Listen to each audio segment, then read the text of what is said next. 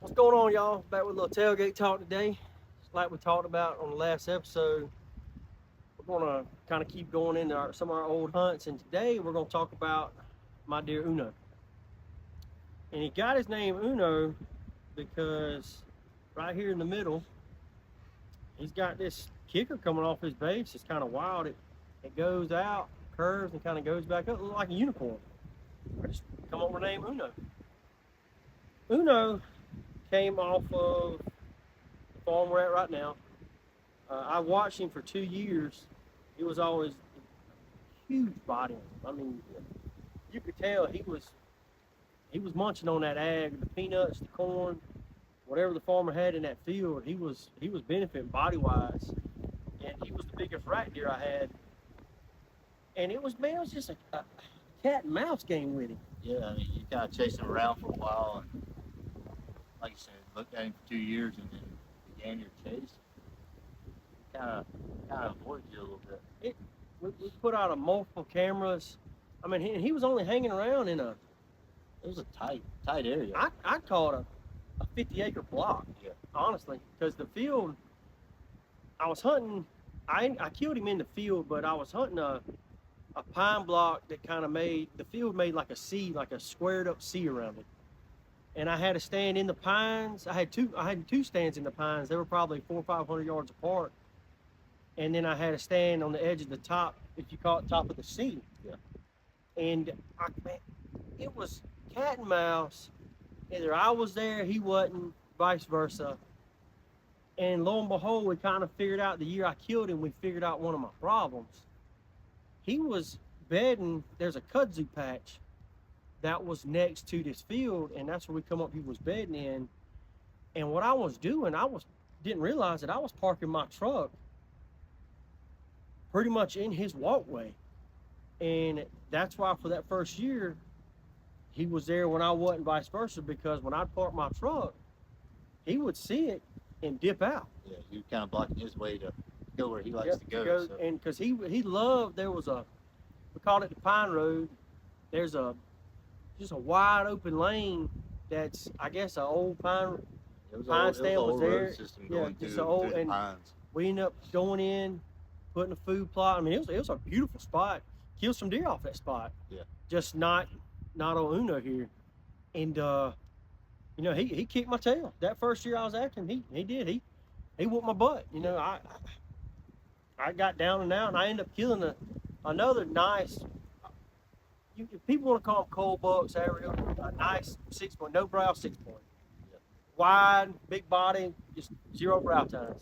I killed him off my other pine, we call it the tripod stand. It's like I said, it's a stand 400 yards from the pine road. In some pines, it kind of made a T, and I shot that no brow 6-point. But following year comes up, same camera, same stands. Lo and behold, there Uno is, and he wasn't as big as he was the year before. He was an older deer. You can tell he was a more mature deer when you started chasing him. And, his habits, his body, and everything. You knew he was a mature deer.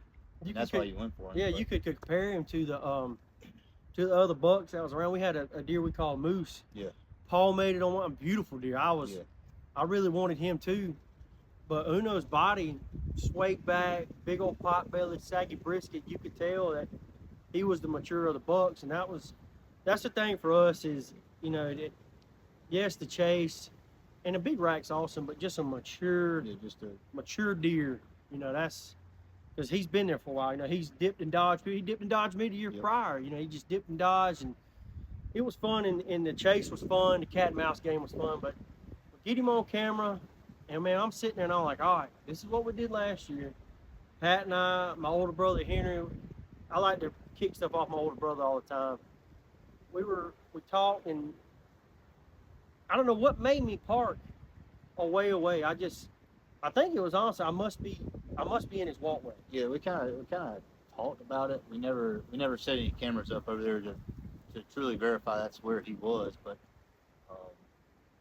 we talked about it, and we knew deer were bedding in there. And we just decided, hey, let's try something different. What we're doing is not working. That's right. So change things up. Try it up. So that year was 2022, because that year, myself, Pat, and a real close friend of ours, Mr. Richie Enlow, we had been talking about going to Wyoming, and we finally got drawn to go to Wyoming. And before we left to go to Wyoming, I told Pat, I said, dude, if we go to Wyoming, kill some mule deer, and I could come back and kill Uno, That's the season. that's the season right there. That's I the wouldn't need season. I wouldn't need to do nothing else. So we went to Wyoming the first week of October. And that year in 2022, Open Weekend Rifle season was the 21st, I I think. think it was 21st. Yeah. 21st. So we're in Wyoming for 10 days. We get back. I hadn't been able to check my camera for almost 2 weeks now between getting ready to go to Wyoming, being out in Wyoming, getting back. So the weekend after we get back, I go check my camera, and he's like reading the script in the top of that sea of that field. He's coming in morning and afternoon. Good shooting light. I'm like, dude, I'm gonna kill this deer over here. And y'all heard me mention about how I missed. So, funny fact about me, for 6 years in a row, I missed a shooter buck on opening day. Every single year. For 6 years in a row. It was almost to the point that I wasn't even going to hunt opening day no more. I mean, I lost confidence in open day for you. No, I mean, you were Right. doing good. You were seeing shooter bucks every year, but I just wasn't did. connecting the dots. I couldn't hit them, man, to save my life. We spent hours Ooh. looking for deer. My ain't no telling me miles we didn't walk trying to find deer I shot. Yeah. But I there was something about it, I felt confident. I felt confident, and I get in the blind that morning. I put I got a little metal platform I put a ground blind on, mainly for the kids, but it's comfortable. I can spread out. I mean, I'm a big dude. I can spread out and get comfortable, and there multiple people can sit in this stand. Yeah. And I'm there, and we're all, we're hunting and we're seeing deer, and I saw 9 does that morning, which is cool. I love to see deer now, because to me, that's how you learn them, is to watch them. Just watch what they do. So I saw the deer, got out the stand. I was happy. He was still in my mind, but I was happy. I saw deer. I go back and get in the stand that afternoon, and boy, I'm gonna tell you what, the deer fell that afternoon at farm. Our buddy Wes, he killed a nice buck. His brother Ryan, he killed a nice buck, and they're killing these deer. They probably started shooting deer early. I'm gonna call it 4:45, 5 o'clock. It was another early hunt for them, but Yeah, because the time change hadn't really happened yet, so it's getting dark around 7, Yeah. 7-ish, and I'm sitting there and no kidding, they're on the other side of the dirt road, but I can hear them shooting. And at that point, I am kind of getting a little discouraged. I ain't seen no deer yet. Well, I look up, man, and here comes a little basket 8, and he's coming out across the little field right there, and I'm like, all right, cool. And he keeps looking. He keeps his eyes on this corner that I can't really see. And I mean, I ain't talking about I'm talking about like, and he goes back to eating, he'll jump up and lock in on it. I'm like, okay. I'm looking, and then all of a sudden, I see this rat just tearing this tree up. And it was instant. I was like, that's got to be him. I go ahead, click the safety. Sure enough, here comes old Uno. And he's walking out, and he pauses, and I get my gun steady, and then he starts walking again, and I go to panic. I start panicking, so instead of like, yeah, in your mind, you're probably thinking I'm thinking he's about to dip. out. Yeah, I'm thinking Go about back to to dip the out. He's woods. about to go back in. I don't know what he's about to do. I'm thinking the worst. I think he's going to leave. So I don't even holler nothing to stop him. I panic. I pull the trigger. He takes off running. I call Pat. I'm like, dude, I just shot Uno. I don't feel good about the shot.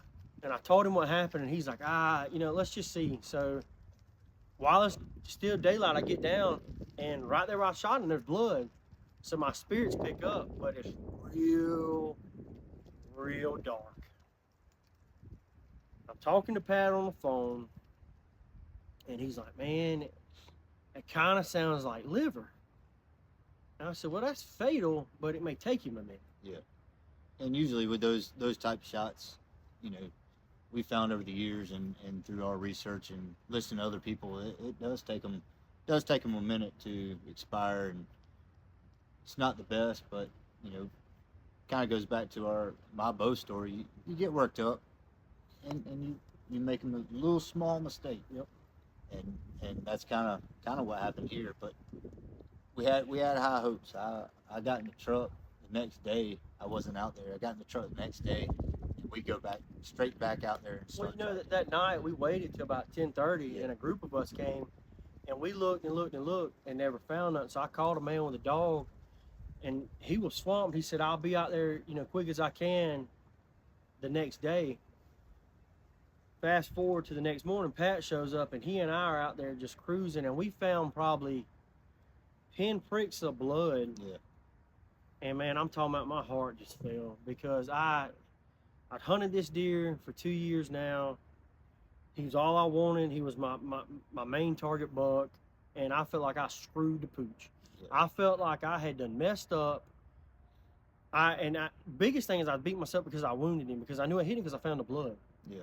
And in the back of your mind too, Yeah, right. the previous years of shooting and not And just not the opening day miss, the opening day curse. Yeah. That's what we call opening day curse.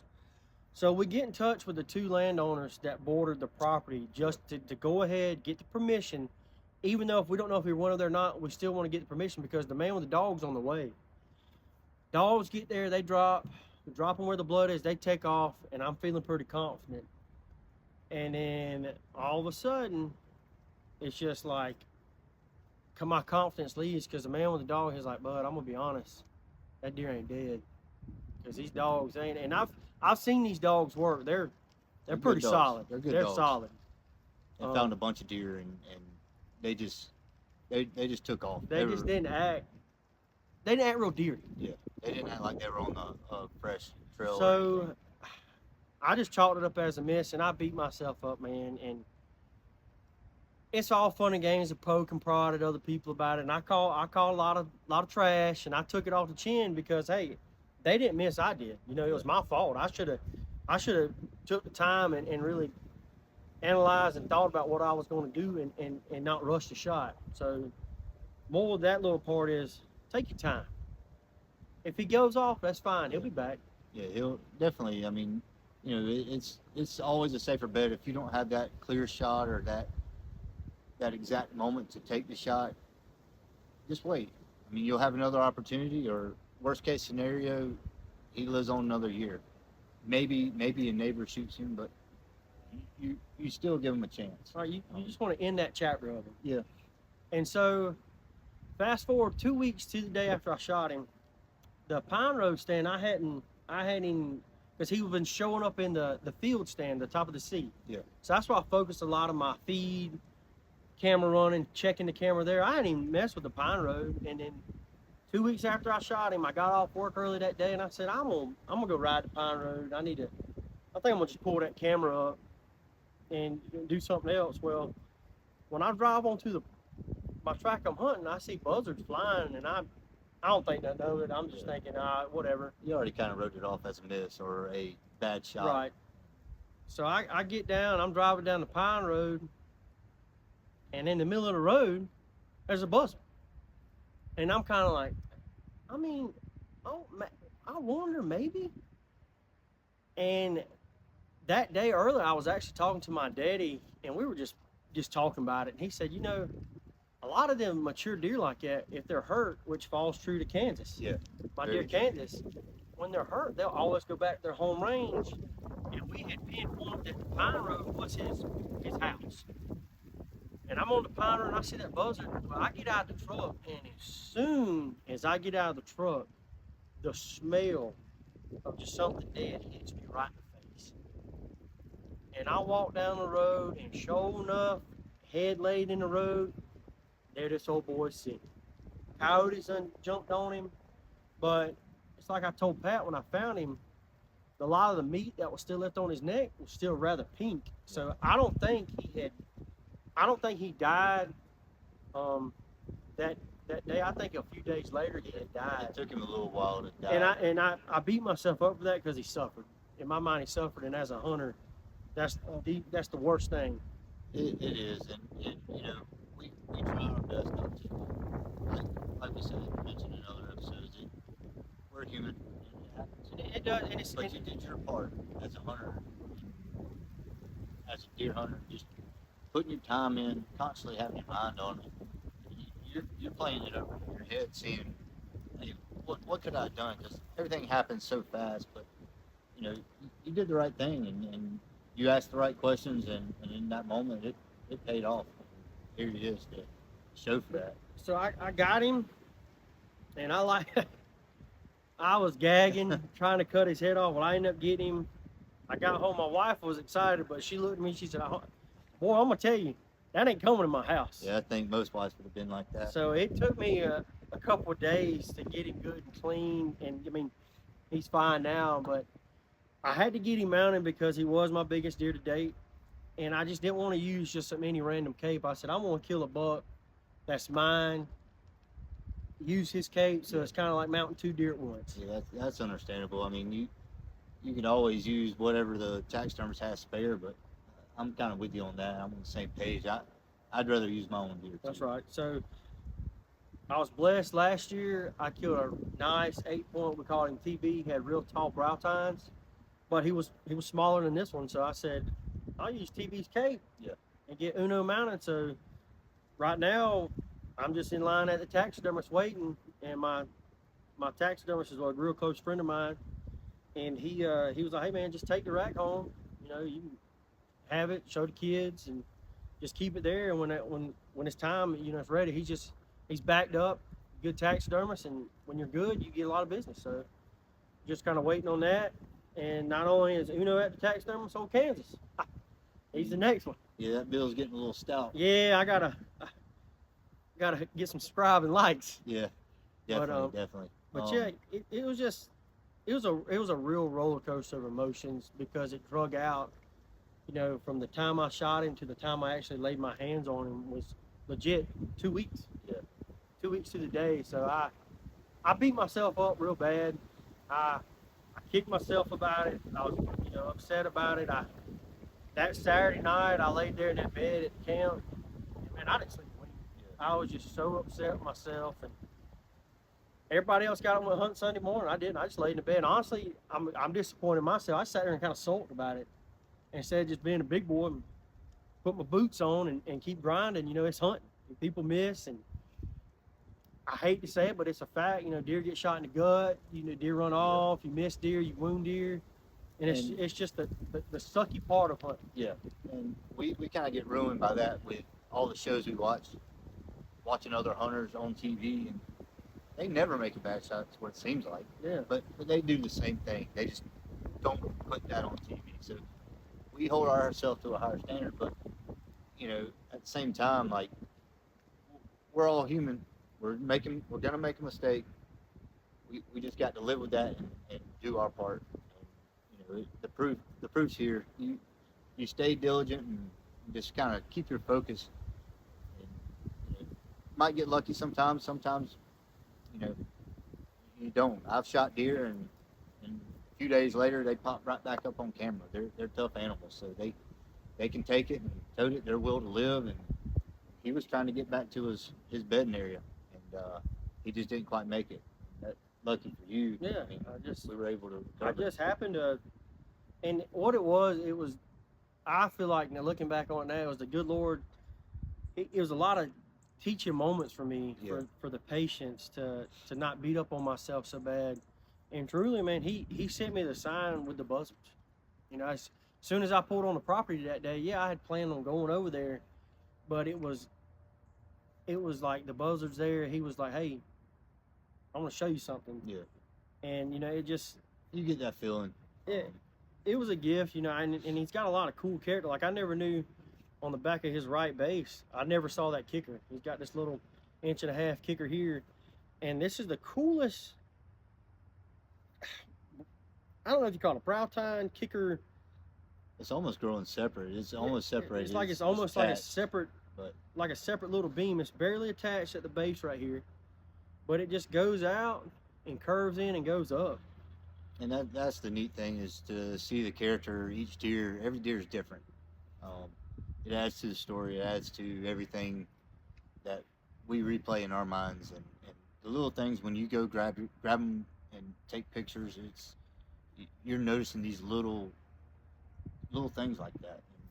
And, it sticks out just like my bow deer. Didn't know he had that little kicker coming off, and it's just neat to kind of go back and look at. And he was such a big bodied deer. He might be your biggest body, or close to it. My biggest body deer as a whole was my mule deer I killed in Wyoming. Well, yeah. That was a big, but that's out there. But as whitetail wise, just comparing to how many times we studied the camera and looked at the pictures, I mean, this dude, you seen the wrinkles in his neck. I mean, he was just a warrior. Just a big body deer, and he broke his left brow tine, which he really didn't have big brows anyhow. I mean, this brow tine was maybe an inch and a half long, but he broke that off. But he is a legal 9-point with the two, I call them kickers here. He would have been a 10, which is, it's okay. He was just a good mature buck, and at that time until this past November, he was my biggest buck to date. Yeah. I'm just glad that I'm glad I found him. I'm glad I got to put my hands on him because it closed that chapter, and it was cool, to find him. It was sickening though, because man, cutting that joker's head off, I was just gagging. I was like, oh God, it's nasty. It just stunk so bad, like the bed of this old truck right here. He ended up in the old by the tailgate, but I had to go hit that turbo pressure washer because it reeked, and my wife was not going to have that smell real. But yeah, I got him. Here he is, and he's going to look awesome on the wall. It was just that roller coaster, just to be able to end it. I mean, for me, kind of, I'll call it sitting in the passenger seat, looking at the story unfold from the side. Hold your hands up. Yeah. Taking that ride. And it's just taking that roller coaster ride with you. Like, I know how much it means to you when you get an animal like this that you're wanting to go after. Like, you take it a little more personal than some of us, but that passion and drive, that's why he's laying on the tailgate. It's that. You can't give up. I mean, you can't. We found that blood, and I owed it to Uno to find him or at least see him. Yeah. And once you do, even if he'd have walked in front of the camera, it'd have been relief. Yeah. I'm like, okay, he's not. So what if? Let's just say he did walk in front of the camera. And I knew he was hurt. Now it's up to me. I need to help him. I need to put some good protein feed, maybe even put some type of water source or something there for him to eat, to drink, something to help him heal a little bit faster than just letting him do it. Because I'm gonna tell y'all, these jokers right here, they're tough. They tough, bro. They some tough critters.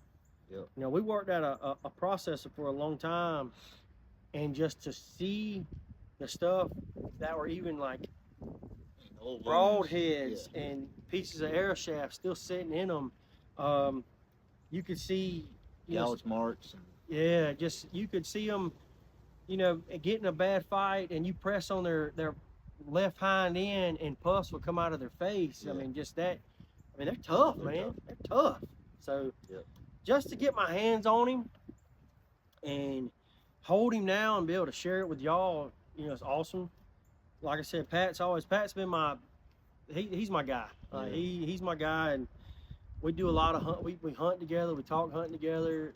We take our kids hunting together, and it's just to have him with me on all this stuff is you can't really describe it. It's awesome. I've been there for most of it. Not right by your side helping you, but right. And that's the good thing for me is we built this relationship together. Growing up, meeting in high school, and keeping it going. And we have our core group, but find you a group of friends that you like and enjoy to be around. Go out hunting, and just spread that enjoyment. And have the same morals. Yeah. And the same drive.